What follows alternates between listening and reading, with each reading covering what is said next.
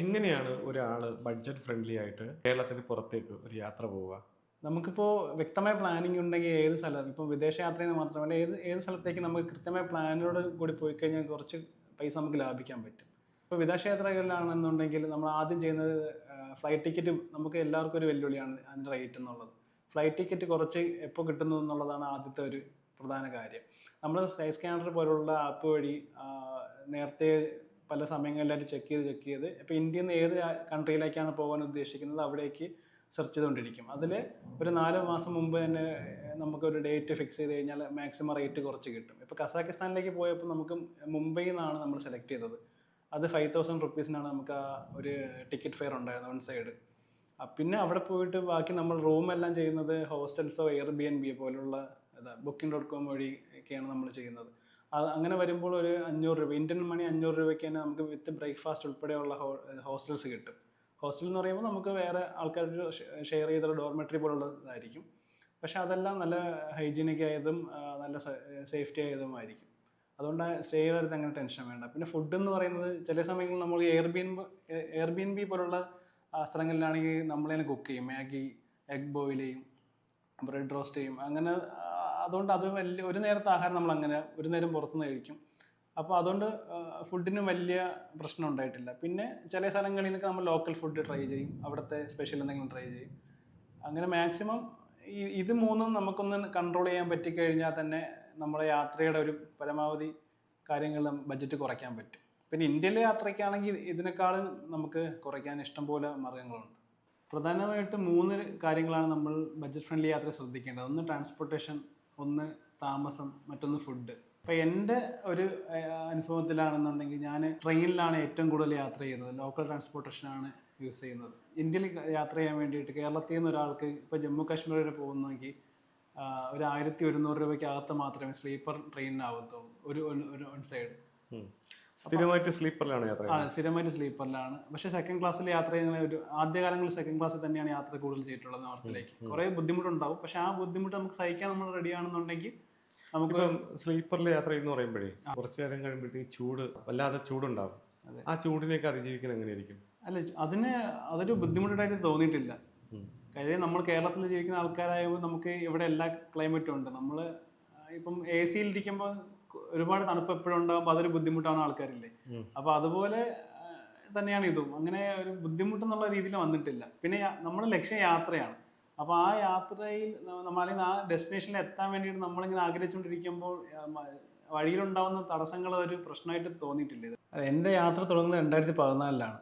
ആ സമയം നമ്മൾ കോളേജിലൊക്കെ പഠിച്ച് കഴിഞ്ഞ് നിൽക്കുന്ന സമയമാണ്. അപ്പം സ്വാഭാവികമായിട്ട് നമ്മളിൽ കാശ് കുറവാണ്, ജോലി ചെയ്യാൻ തുടങ്ങിയിട്ടില്ല.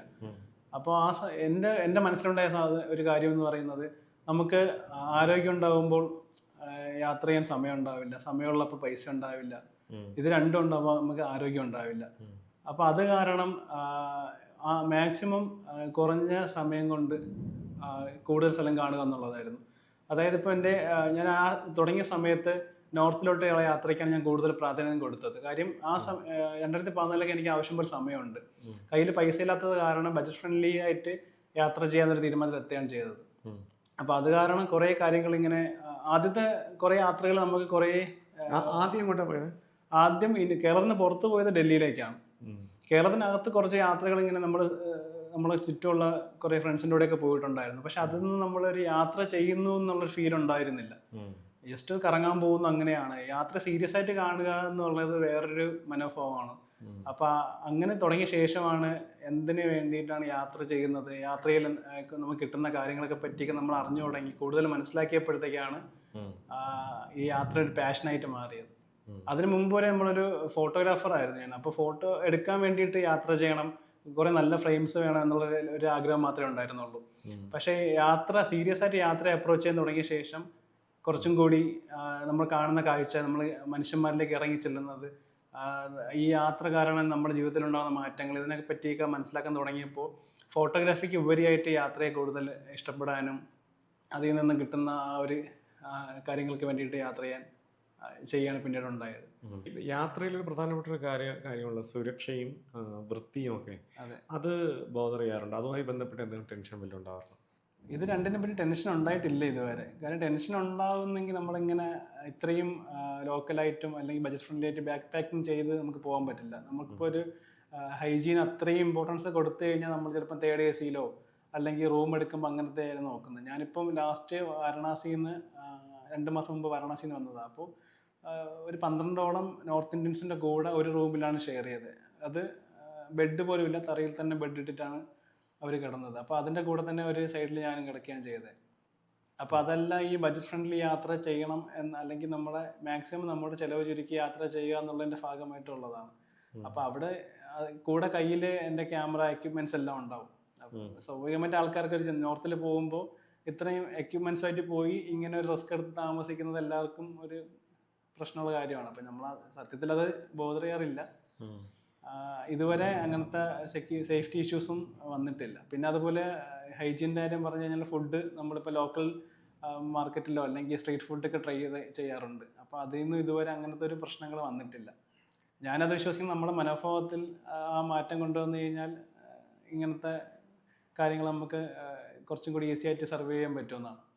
ട്രെയിൻ യാത്രയിൽ ഈ ജനറൽ കമ്പാർട്ട്മെൻ്റ് ആണെങ്കിലും AC കമ്പാർട്ട്മെൻ്റ് ആണെങ്കിലും എല്ലാത്തിലും ഉപയോഗിക്കുന്ന ടോയ്ലറ്റുകൾ അത്ര ഹൈജീനിക് ആവണമെന്നില്ല. ഇല്ല. ആയിരക്കണക്കിന് യാത്രക്കാർ ഒരേ സമയം യാത്ര ചെയ്യുന്നതോടുകൂടി തന്നെ അതേ സമയത്ത് തന്നെ അത് ക്ലീനിങ് നടക്കുന്നുണ്ടാവില്ല. ദീർഘമായ ദിവസങ്ങൾ ട്രെയിനിൽ കഴിഞ്ഞു കൂടുമ്പോൾ താങ്കൾക്കൊരു മാനസികമായ ബുദ്ധിമുട്ടുണ്ടാക്കാറില്ലേ?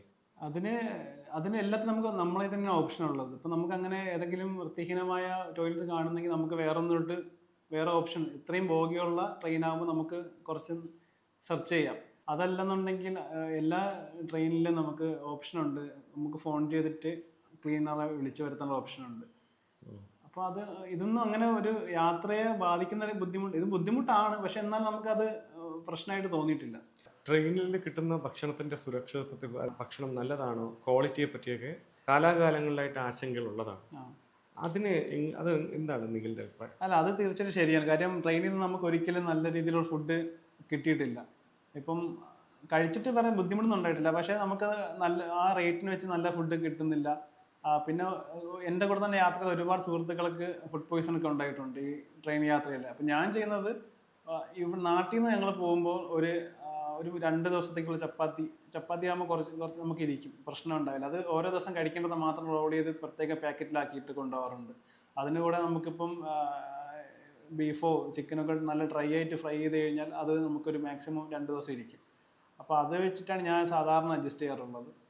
അല്ലാതെ ട്രെയിനിൽ നിന്നുള്ളത് മാക്സിമം അവോയ്ഡ് ചെയ്യാണ്. പിന്നെ റിട്ടേൺ വരുന്ന യാത്രയിൽ നമുക്ക് അങ്ങനെ ഒരു ഓപ്ഷൻ ഇല്ല. പകരം ഫ്രൂട്ട്സ്, പിന്നെ ഇപ്പം നമുക്ക് ഔട്ട് സൈഡിൽ ഡെലിവറി ചെയ്യാം. സ്വിഗ്ഗി പോലുള്ളത് നമുക്ക് ട്രെയിനിൽ നമുക്ക് യൂസ് ചെയ്യാൻ പറ്റും.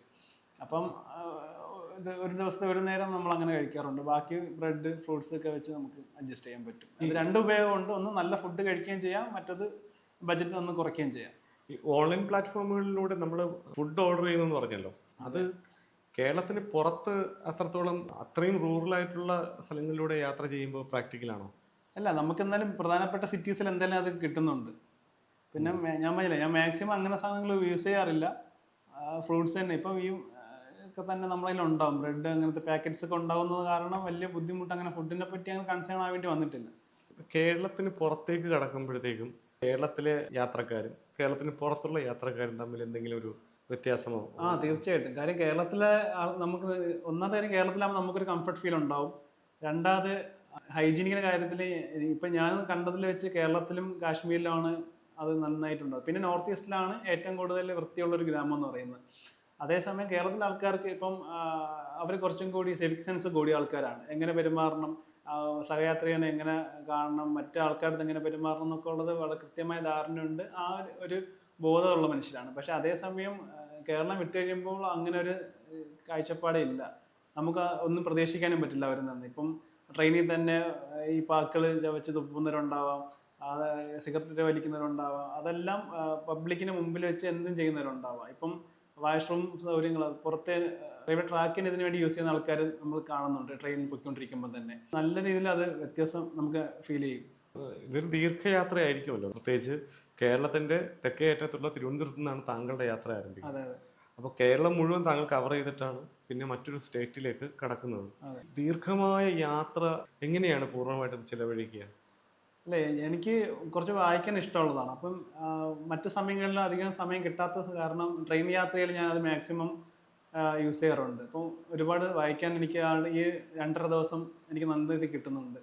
പിന്നെ ചെറിയ രീതിയിൽ നമ്മൾ വരകളും അങ്ങനെ എന്തെങ്കിലും ഉണ്ടെങ്കിൽ അതെല്ലാം ഈ ട്രെയിൻ യാത്രയിൽ തന്നെ നമുക്കിരുന്ന് ചുമ്മാ സ്കെച്ച് ചെയ്യാം. ആ, പിന്നെ വായിക്കുന്നതും ഇത് രണ്ടുമാണ് ഞാൻ മെയിനായിട്ട് ട്രെയിൻ യാത്രയിൽ ചെയ്യുന്നത്. ഒരു യാത്രികനെ സംബന്ധിച്ചിടത്തോളം എപ്പോഴും ഈ കമ്മ്യൂണിക്കേഷനുള്ള സൗകര്യങ്ങളാണ് ഇമ്പോർട്ടൻ്റ് ആയിട്ടുള്ള കാര്യമാണ്. പ്രത്യേകിച്ച് ട്രെയിൻ യാത്ര കേരളത്തിനകത്താണെങ്കിൽ പോലും നെറ്റിന്റെ സൗകര്യം, ഇന്റർനെറ്റ് കൃത്യമായിട്ട് കിട്ടണമെന്നില്ല. പക്ഷേ ഇതൊക്കെ കേരളത്തിന് പുറത്തേക്ക് പോകുമ്പോൾ എന്തായിരുന്നാലും അതിനൊരു വലിയ പ്രശ്നം വരും. താങ്കൾക്ക് നാട്ടിലേക്കോ അല്ലെങ്കിൽ സുഹൃത്തുക്കളേക്കോ അല്ലെങ്കിൽ താങ്കൾ എവിടേക്കാണോ പോകുന്നത് അവിടെ ചെന്ന് ബന്ധപ്പെടാനുള്ള കണക്ഷൻ കിട്ടില്ല, അങ്ങനെയൊക്കെ പ്രശ്നം ഉണ്ടാവുമല്ലോ. തീർച്ചയായിട്ടും ഉണ്ടാവാറുണ്ട്. കാര്യം ഇപ്പോൾ ട്രെയിൻ യാത്ര നെറ്റ്വർക്കിന്റെ ഒരു പ്രശ്നം ഉണ്ടാവും. പിന്നെ യാത്രയിൽ ഞാൻ ഫോൺ അധികം യൂസ് ചെയ്യാത്ത ഒരാളാണ്. അപ്പം വലിയ രീതിയിലുള്ള പ്രശ്നങ്ങളുണ്ടായിരുന്നു. പിന്നെ നമുക്ക് എമർജൻസി ആയിട്ട് നമുക്ക് വീട്ടിൽ വിളിക്കുക. അപ്പോൾ ഞാനിപ്പോൾ ഏതെങ്കിലും ട്രക്കിംഗ് ചെയ്യുന്ന സമയത്ത് ഇപ്പോൾ എന്തായാലും ഹിമാലയത്ത് നമുക്ക് പോകുന്ന സമയം ഒരു സ്നോ ട്രക്കിങ്ങോ അല്ലെങ്കിൽ ഹിമാലയൻ ട്രക്കിംഗ് ഒക്കെ ചെയ്യുമ്പോൾ ഒരു 6-7 ദിവസമായിരിക്കും നമ്മൾ ട്രക്കിംഗ് ചെയ്യുന്നത്. ആ സമയം ഒരിക്കലും നെറ്റ്വർക്ക് ഉണ്ടാവില്ല. അപ്പോൾ അതിന് മുമ്പൊക്കെ നമ്മൾ വേണ്ടപ്പെട്ടവരെയും വീട്ടുകാരെയൊക്കെ വിളിച്ച് നേരത്തെ പറയാറുണ്ട്, ഇങ്ങനെ ട്രക്കിംഗ് സ്റ്റാർട്ട് ചെയ്യുകയാണ്, 2 ദിവസം കഴിഞ്ഞ് എനിക്ക് കിട്ടത്തുള്ളൂ, അങ്ങനത്തെ ഡീറ്റെയിൽസ് കൊടുക്കാറുണ്ട്. പിന്നെ ഞാൻ എപ്പോഴും പോയാലും ലൊക്കേഷൻസ് എൻ്റെ ഒരു ക്ലോസ് സർക്കിളിൽ ഞാൻ ഒരു ബ്രോഡ്കാസ്റ്റ് ചാനൽ ഉണ്ടാക്കിയിട്ട് അതിൽ എൻ്റെ ഡീറ്റെയിൽസ്, ഞാൻ എവിടെ പോകുന്നു, എവിടെയാണ് നിൽക്കുന്നത്, അല്ലെങ്കിൽ അവിടുത്തെ കോൺടാക്ട്സ്, അങ്ങനത്തെ കാര്യങ്ങളെല്ലാം ഞാൻ അപ്ഡേറ്റ് ചെയ്തുകൊണ്ടിരിക്കും എല്ലാ ദിവസവും. അപ്പം ചില സ്ഥലങ്ങളിൽ ഇപ്പോൾ നമുക്ക് റിസ്ക് ആയിട്ടുള്ള പല സ്ഥലങ്ങളിൽ പോയിട്ടുണ്ട്. അതായത് ബീഹാറിൽ നിന്ന് ഒരു ദിവസം രാത്രി എനിക്ക് ഒരു റെയിൽവേ സ്റ്റേഷനിലേക്ക് എത്തണം. അപ്പോൾ അത് കുറച്ച് പ്രശ്നമുള്ള യാത്രയാണ്. അത് ഓട്ടോയിലാകുമ്പോൾ ഞാൻ മാത്രമേ ഉള്ളൂ. ഇപ്പോൾ റോഡിൽ നിന്ന് ഒറ്റ മനുഷ്യരില്ല. ഓട്ടം വിളിച്ചിട്ട് തന്നെ ഓട്ടക്കാരൊന്നും വരുന്നില്ല ആ റൂട്ടിലായതുകൊണ്ട്. കാര്യം അവിടെ ഗണ്ണൊക്കെ വെച്ചിട്ട് ആൾക്കാർ റോബറി ചെയ്യാൻ നിൽക്കുമെന്നാണ് പറയുന്നത്. അപ്പം ഇങ്ങനെയൊക്കെ പോകുന്ന സമയത്ത് നമ്മൾ ലൊക്കേഷനൊക്കെ ഷെയർ ചെയ്ത് കൊടുക്കും, ലൈവ് ലൊക്കേഷനൊക്കെ ഇട്ടിട്ടാണ് പോകുന്നത്.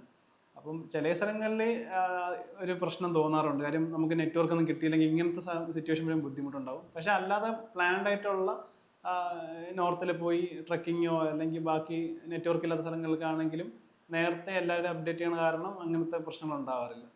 ഇന്ത്യക്ക് അകത്ത് പോയതാണോ ഇന്ത്യക്ക് പുറത്തേക്കുള്ള യാത്രയിലാണോ വൃത്തി കൂടുതലായിട്ട് തോന്നിയിട്ടുള്ളത്? അത് ഒരു ഡൗട്ടും ഇല്ല, നമ്മുടെ ഇന്ത്യക്ക് പുറത്ത് തന്നെയാണ്. എനിക്ക് തോന്നിയിട്ടുള്ളത് ഇന്ത്യ ജനസാന്ദ്രതയിൽ വളരെയധികം ജനസാന്ദ്രത കൂടുതലുള്ള ഒരു രാജ്യമാണ്. പുറത്തെ രാജ്യം നിങ്ങൾ നോക്കുമ്പോൾ നമ്മളിപ്പം ഈ പറഞ്ഞ പല രാജ്യങ്ങളിലും അത്രയും ജനസംഖ്യ ഉണ്ടായിട്ടില്ല. അപ്പോൾ കുറച്ചും കൂടി കാര്യങ്ങളും ഇപ്പോൾ വേസ്റ്റ് മാനേജ്മെൻറ്റ് പോലുള്ള കാര്യങ്ങൾ കുറച്ചും കൂടി ഈസി ആയിരിക്കും. ഇന്ത്യയിൽ നമ്മൾ പ്രധാനപ്പെട്ട തെരുവുകളോ സിറ്റീസോ ഒക്കെ എടുത്തു കഴിഞ്ഞാൽ ഗലീസും തിങ്ങി നിറഞ്ഞ മനുഷ്യർ തിങ്ങി നിറഞ്ഞ സ്ഥലങ്ങളാണ് കാണാൻ പറ്റുന്നത്. അപ്പോൾ പിന്നെ പ്രോപ്പറായിട്ടൊരു വേസ്റ്റ് മാനേജ്മെൻറ്റ് സിസ്റ്റമോ ഇവിടെ റീസൈക്ലിംഗ് സിസ്റ്റമോ അങ്ങനെ ഒന്നും ഇന്ത്യയിലില്ല. നമ്മുടെ എഡ്യൂക്കേഷൻ സിസ്റ്റത്തിൽ പോലും കുട്ടികളുടെ അടുത്ത് എങ്ങനെ ഒരു മുട്ടായി കഴിച്ച ഒരു പേപ്പർ ഇതെവിടെ കളയണമെന്ന് പോലും പറഞ്ഞു കൊടുക്കുന്നില്ല. അതെല്ലാം ഇതിൻ്റെ ഒരു പാർട്ട് തന്നെയാണ്. ഞാനിപ്പോൾ ലാസ്റ്റ് ആഫ്രിക്കയിലെ റുവാണ്ട പോയപ്പോൾ നമ്മുടെ കൺസെപ്റ്റ് തന്നെ മാറിപ്പോയി. നമ്മുടെ മനസ്സിൽ ആഫ്രിക്ക എന്ന് പറയുമ്പോൾ വേറൊരു ചിത്രമായിരിക്കും. പക്ഷേ ആഫ്രിക്കയിലെ റുവാണ്ട എന്ന് പറയുന്നത് ആഫ്രിക്കയിലെ ഏറ്റവും ക്ലീനസ്റ്റ് കൺട്രിയാണ്. അവിടെ നമുക്കൊരു പേപ്പറോ ഒരു പ്ലാസ്റ്റിക്കിൻ്റെ ഒരു കഷ്ണം പോലും നമുക്ക് റോഡ് സൈഡിൽ നിന്ന് കാണാൻ കഴിയില്ല. അപ്പോൾ അവിടെ അവർ ചെയ്യുന്നതെന്ന് പറഞ്ഞാൽ ഒരു മാസത്തിലെ ലാസ്റ്റ് സാറ്റർഡേ അവിടുത്തെ പ്രസിഡന്റ് ഉൾപ്പെടെ എല്ലാവരും റോഡിലിറങ്ങി ഒരു ഹാഫ് ഡേ ക്ലീൻ ചെയ്യണമെന്നുള്ളത് കമ്പൾസറി ആയിട്ടുള്ള കാര്യമാണ്. അപ്പോൾ ഇന്ത്യ പോലുള്ള രാജ്യങ്ങളിൽ നമുക്കത് ഒരിക്കലും അങ്ങനത്തെ ഒന്നും കണ്ടിട്ടില്ലല്ലോ ഇതുവരെ. Subscribe for more content.